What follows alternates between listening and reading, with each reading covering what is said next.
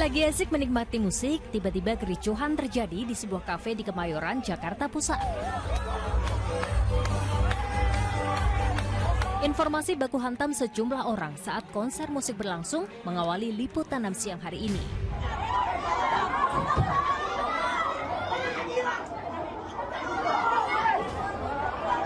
Rupanya kericuhan itu dipicu kemarahan para pengunjung gara-gara ulah kawanan pencopet telepon genggam yang beraksi di tengah konser.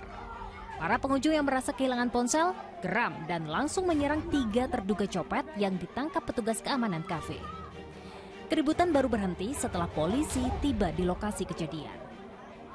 Adanya diduga pelaku copet yang diamankan oleh manajer atau security. Ketiganya langsung dibawa ke Polsek Kemayoran beserta barang bukti berupa belasan telepon genggam. Don Vito Samarta melaporkan dari Jakarta.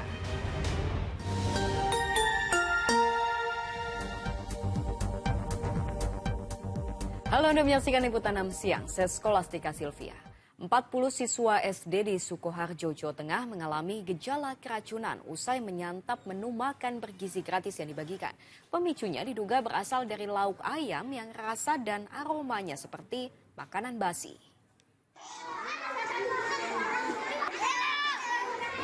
Begini ramainya suasana kelas di SD Dukuh 3 Sukoharjo saat jam istirahat tiba. Makin semangat saat ompreng makanan bergizi gratis tiba dan dibagikan. Menunya nasi, tumis sayur, tahu tempe, dan telur. Tapi 1 hari sebelumnya ada puluhan siswa yang mengalami gejala keracunan usai menyantap menu makan bergizi gratis. Gejalanya mual, muntah, dan pusing. Diduga pemicunya berasal dari lauk ayam yang menurut siswa rasa dan baunya seperti makanan basi. Kelas 2 sampai kelas 6. Total ada berapa, Bu? Ada 40 siswa.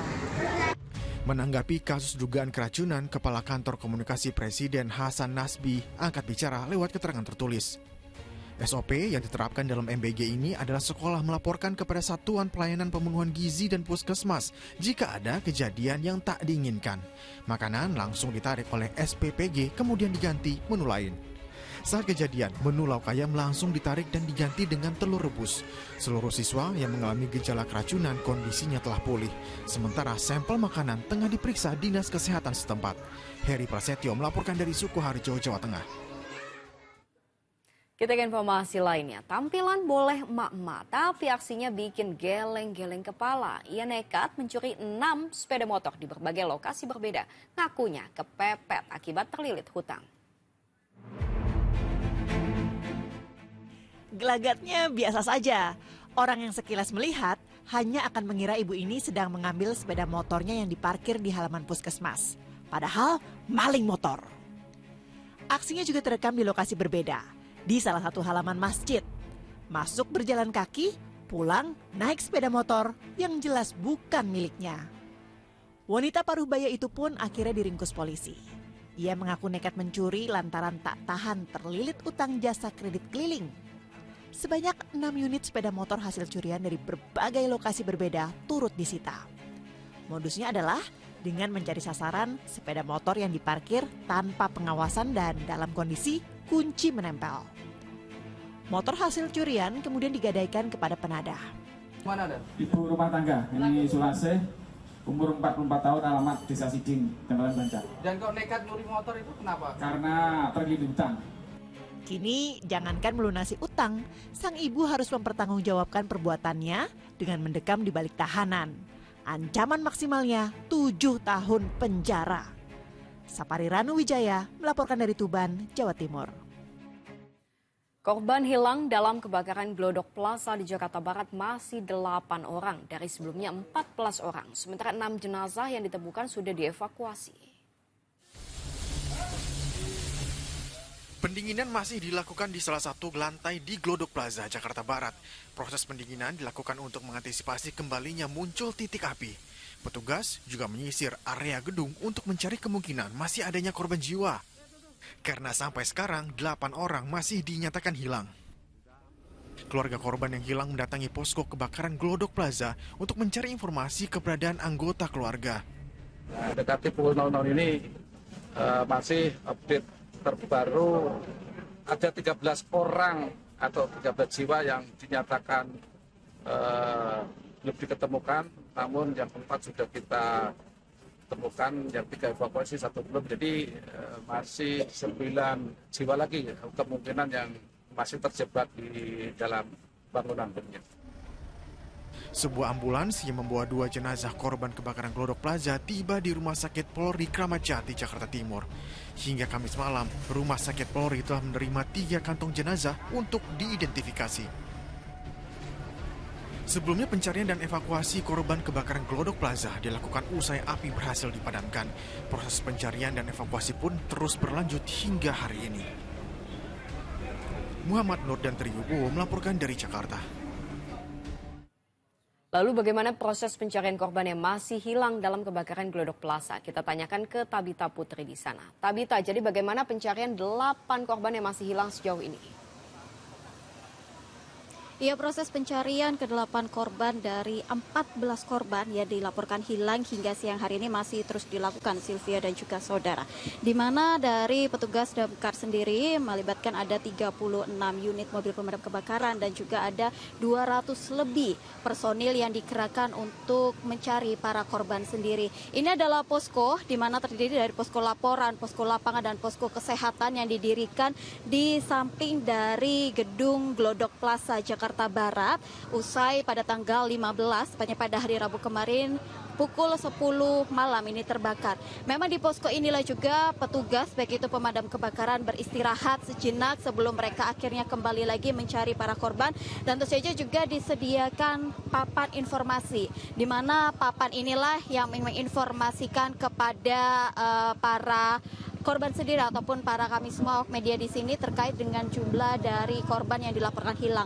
Total ada sebanyak 14 korban yang dilaporkan hilang, di mana 5 diantaranya ini sudah berhasil dievakuasi dan dibawa ke Rumah Sakit Polri Kramat Jati. Kemudian 1 lagi yang sudah ditemukan posisinya saat ini masih terus dilakukan proses evakuasi karena posisi dari korban sendiri ini tertimbun atau tertimpa dari bangunan yang ada di Glodok Plaza, Jakarta Barat ini sendiri. Tentu saja tadi kurang lebih pada pukul 10 tadi, yaitu dari damkar, tepatnya dari spesifikasi bangunan runtuh sudah masuk ke area dalam untuk melakukan evakuasi. Ini adalah beberapa alat yang memang digunakan oleh petugas damkar sendiri, mulai dari oksigen, tabung oksigen, kemudian beberapa alat lainnya yang dimana para petugas setelah mereka jam istirahat makan siang ataupun melakukan sholat Jumat beberapa, dan mereka langsung mengambil alat-alat ini sebelum nantinya masuk lagi ke area Plaza Glodok bagian dalam. Memang seperti yang Anda lihat ya, Sylvia dan juga saudara, ini sudah pukul 12 siang. Tapi akhirnya para petugas sudah bisa sedikit atau sebentar beristirahat sebelum nantinya melakukan kembali proses pencarian. Setelah tadi dari dini hari mereka berjibaku untuk proses pendinginan, kemudian melakukan pencarian kepada para korban sendiri. Tadi kami sudah berwawancara juga dengan Kasih Ops Damkar sendiri, menyampaikan bahwa mereka akan terus mencari keberadaan dari para korban, tidak akan menyisakan 1 meter pun dari Glodok Plaza sendiri. Dan nantinya, tapi ini Sylvia yang perlu kita garis bawahi ya, dari 6 korban yang ditemukan, 5 sudah dibawa atau berhasil dievakuasi dan 1 ini dalam proses evakuasi, masih belum dapat dipastikan apakah ke-6 korban ini termasuk dalam 14 korban yang dilaporkan hilang. Karena saat ditemukan memang kondisinya tidak dapat dikenali dan langsung dibawa ke Rumah Sakit Polri Kramat Jati untuk dilakukan proses identifikasi. Oleh karena itu para keluarga sendiri diharapkan untuk langsung menuju ke Rumah Sakit Polri untuk mendapatkan informasi. Sementara demikian kembali ke studio, Sylvia. Terima kasih Tabita Putri melaporkan langsung dari Glodok Plaza. Ya, seperti tadi telah disebutkan bahwa hampir semua korban tewas kebakaran Glodok ini tidak dapat langsung dikenali. Polisi pun mengidentifikasi jasad yang sudah ditemui di Rumah Sakit Polri. Nah, kita bergabung bersama dengan Cira. Cira, apakah saat ini sudah ada jasad yang teridentifikasi? Ya, selamat siang, Silvi dan juga saudara. Saat ini proses identifikasi bagi sejumlah jenazah yang dilarikan ke RS Polri pasca kebakaran Glodok Plaza ini masih terus dilakukan. Yang dimana tadi dari pihak RS Polri menyampaikan bahwa sebanyak 5 jenazah saat ini memang sulit untuk diidentifikasi secara cepat ataupun langsung. Karena memang saat ini jenazah yang dilarikan memang sudah hangus terbakar sempurna yang disampaikan oleh pihak RS Polri. Dengan begitu nanti metode dari pemeriksaan tersebut nanti menggunakan DNA, yang dimana prosesnya ini memakan waktu sekitar 1 minggu, yang dimana nanti awalnya akan dilakukan pemeriksaan autopsi. Lalu juga nanti ada pengambilan sampel DNA, lalu jika nanti pihak keluarga nanti akan membawa juga sampel DNA ataupun data gigi hingga sidik jari nanti akan disamakan oleh pihak RS Polri maupun juga dari pihak keluarga. Karena sejauh ini tadi pihak RS Polri menyampaikan untuk 5 jenazah yang tiba di rumah sakit ini keadaannya memang hangus terbakar sempurna. Jadi untuk mengajukan ataupun mengidentifikasi menggunakan sidik jari ini cukup sulit. Dan sejauh ini laporan dari sejumlah warga yang mencari keluarganya terbakar ataupun terjebak dari kejadian yang melanda di Glodok Plaza ini. Sejauh ini ada 7 keluarga dan mereka diharapkan bagi pihak RS Polri membawa beberapa berkas seperti sidik jari maupun juga data gigi dari korban maupun juga dari pihak keluarga yang hilang maupun juga sampel DNA yang memang diperlukan. Sejauh itu informasi yang kami dapatkan seperti itu. Silvi, kembali ke studio. Baik, terima kasih. Cira melaporkan langsung dari Rumah Sakit Polri Kramat Jati. Kita ke informasi lainnya, seorang suami tega menganiaya istrinya hingga tewas. Mirisnya pelaku malah meninggalkan jasad istrinya itu di jalan depan rumah mereka. Motifnya tidak jauh-jauh dari masalah ekonomi. Sesosok jasad perempuan yang tergeletak di jalan setapak mendadak jadi tontonan warga kota Lubuk Linggau, Sumatera Selatan. Ia ternyata dibunuh oleh suaminya sendiri. Peristiwa berawal dari kediaman keduanya. Dengan tubuh penuh luka, korban berlari keluar rumah meminta pertolongan kepada para tetangga.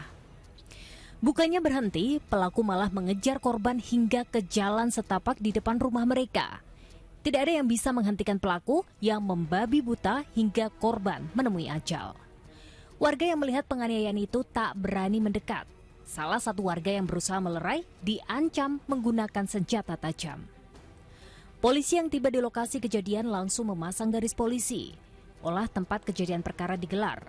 Barang-barang bukti dikumpulkan. Jasad korban dibawa ke rumah sakit untuk kepentingan forensik. Usai membunuh istrinya, pelaku menyerahkan diri ke Polsek Lubuk Linggau. Hasil pemeriksaannya tidak jauh-jauh dari masalah ekonomi. Pemeriksaan mendalam masih dilakukan polisi terhadap pelaku. Si T sehari sebelumnya itu ada melakukan pinjaman ke koperasi senilai 6 juta dan pelaku suami siri korban meminta uang 150.000 namun tidak diberikan. Mengingat ini akhirnya sang suami kesal. Muhammad Ardiansyah Putra melaporkan dari Lubuk Linggau, Sumatera Selatan. Relokasi bangunan atau rumah akibat terdampak pembangunan jalan tol tentu sudah biasa. Tapi apa jadinya jika yang direlokasi adalah makam keramat? Proses pemindahannya harus dilakukan dengan prosesi sakral yang syarat akan tradisi. Di tengah lahan pembangunan jalan tol Yogyakarta Solo di Dusun Ketingan, berdiri makam keramat milik Kiai Kromo Ijoyo dan Nyi Kromo Ijoyo. Tak bisa begitu saja direlokasi. Pemindahan 2 makam itu pun dilakukan dengan prosesi sakral syarat tradisi, lengkap dengan berbagai sesajen serta iring-iringan.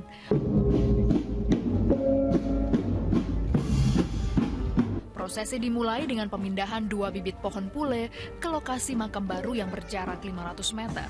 Pohon ditanam di belakang makam bersamaan dengan kembang setaman, lalu disiram dengan air suci dari keraton. Sepasang pohon pule mewakili sebuah pohon besar berumur ratusan tahun yang tumbuh di dekat makam. Tetap menghargai kawasan-kawasan heritage yang ada di Jogja. Kemudian karena pemindahan makam ini kan sensitif ya, karena terlibat dengan banyak keluarga dan tidak turune gitu. Jadi ya kita berproses dengan sebaik-baiknya. Kiai Kromo Ijoyo atau dikenal dengan Mbah Celeng diyakini masyarakat setempat sebagai prajurit Keraton Yogyakarta yang berjasa melawan penjajahan Belanda bersama Pangeran Diponegoro. Sosoknya sangat dihormati. Ia juga merupakan penghuni pertama di Dusun Ketingan. Wahyu Diono melaporkan dari Sleman, Daerah Istimewa Yogyakarta. Kita ke informasi mancanegara, aktor Bollywood Saif Ali Khan menjadi korban penusukan perampok di rumahnya sendiri. Kejadian itu berlangsung pada Kamis dini hari. Saif Ali Khan kini masih menjalani perawatan intensif di rumah sakit. Suami dari artis Kareena Kapoor itu dirampok saat berada di rumahnya di Mumbai. Ia mendapat 6 kali tusukan pisau. Selain Khan, pegawai rumahnya juga ikut terluka. Pelaku perampokan hingga saat ini masih diburu.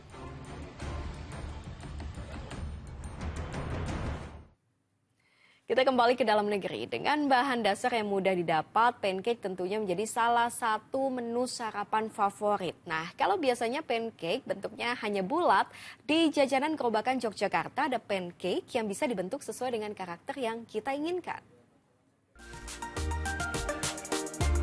Menggiurkan ya, padahal ini penyajian standarnya. Tapi kalau mau yang unik dan gemes, ini bisa jadi referensi. Tapi jadi sayang nggak ya kalau dimakan? Kamu tahu belakangnya nggak? Bukanya kayak gini loh. Tapi kan bagus, coba cium aja. Adanya di halaman Masjid Gede Kauman Keraton Yogyakarta. Pemilik usaha kreatif mengkreasikan jajanannya.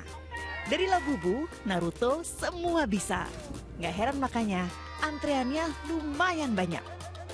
Ya awalnya karena udah coba jualan makan yang lain ya Mbak ya. Pada umumnya pada akhirnya kayak kok kita harus bersaing gitu-gitu, akhirnya saya coba aja maksudnya yang lain daripada yang lain.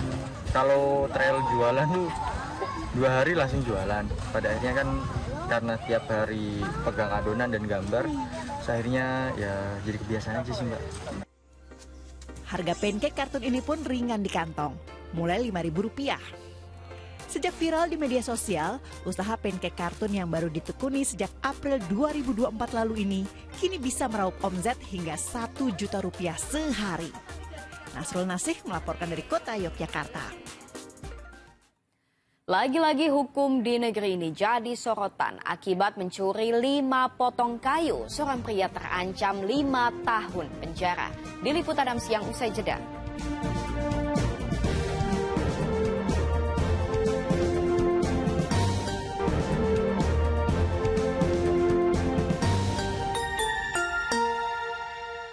Anda kembali di Liputan 6 siang. Rumah warga Temanggung, Jawa Tengah kedatangan tamu yang tidak diundang. Yang ini tamunya di luar dugaan, yaitu kawanan kera liar. Baik-baik saja. Sejak kemarin, kawanan kera liar ini memasuki permukiman padat penduduk di Temanggung, Jawa Tengah. Warga resah karena kera-kera itu berkeliaran di sekitar rumah. Kera bahkan ikut memakan hasil pertanian milik warga. Petugas BKSDA dan Damkar juga ikut turun tangan. Selain karena habitat aslinya terganggu, kawanan kera diduga kekurangan makanan sehingga memakan tanaman milik warga. Semua baik-baik saja. Mewabahnya penyakit mulut dan kuku sejak sebulan belakangan sudah berdampak pada anjloknya penjualan sapi di sejumlah wilayah. Di Polewali Mandar, peternak merugi hingga jutaan rupiah. Sebelumnya, Dinas Peternakan Polewali Mandar menemukan 6 ekor sapi positif terjangkit PMK. Peternak khawatir jika tidak ada langkah cepat dari Dinas Peternakan, wabah PMK akan semakin meluas dan berdampak jelang bulan Ramadan dan Idul Fitri mendatang. Sejauh ini, untuk menghindari kerugian yang lebih besar, peternak melakukan pencegahan dengan vaksinasi pada hewan ternak. Lagi-lagi hukum di negeri ini jadi sorotan warganet akibat mencuri 5 potong kayu. Seorang pria Parubaya terancam 5 tahun penjara. Ia mengaku mencuri karena terdesak masalah ekonomi. Warga Gunung Kidul tak menyangka 5 potong kayu yang ia ambil dari hutan membuatnya ditangkap polisi. Kejadiannya 25 Desember 2024 silam. Ia tertangkap basah saat mengambil kayu dari hutan milik negara. Kepada polisi, pelaku mengaku mencuri karena terdesak urusan perut. Tugas dari kehutanan sedang melaksanakan patroli rutin, kemudian mendapati terduga pelaku yang sedang menggotong kayu ya, sendiri, kemudian dihentikan untuk dilakukan pemeriksaan. Gara-gara mencuri kayu senilai 2 juta rupiah, pelaku terancam hukuman 5 tahun penjara. Kasus ini pun sontak jadi sorotan warganet karena dinilai kontras dengan hukuman para koruptor. Padahal jumlah kerugian yang diakibatkan beda jauh. Ketimpangan hukuman bagi koruptor dibanding pencuri kayu memunculkan persepsi hukum tajam ke bawah tapi tumpul ke atas. Mau sampai kapan ketidakadilan dirasakan rakyat kecil? Tim Liputan 6 SCTV melaporkan. Ramai soal Pemprov Jakarta yang menerbitkan pergub izin pernikahan bagi ASN yang dinilai memperbolehkan poligami. Usai jeda di Liputan 6 siang.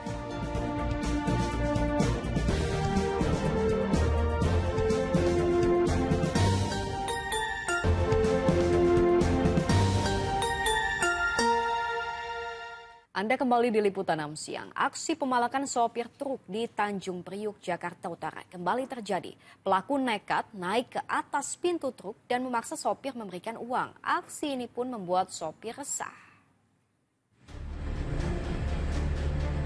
Di tengah jalan yang lagi macet-macetnya, informasi yang satu ini bikin geram. Seorang pria naik ke pintu sebuah truk dan meminta uang kepada sang sopir. Aksi pemalakan ini lagi-lagi terjadi di Tanjung Priok, Jakarta Utara. Tak hanya itu, pelaku juga merogoh celananya yang diduga ingin mengeluarkan sesuatu apabila sopir tersebut tidak memberikan uang.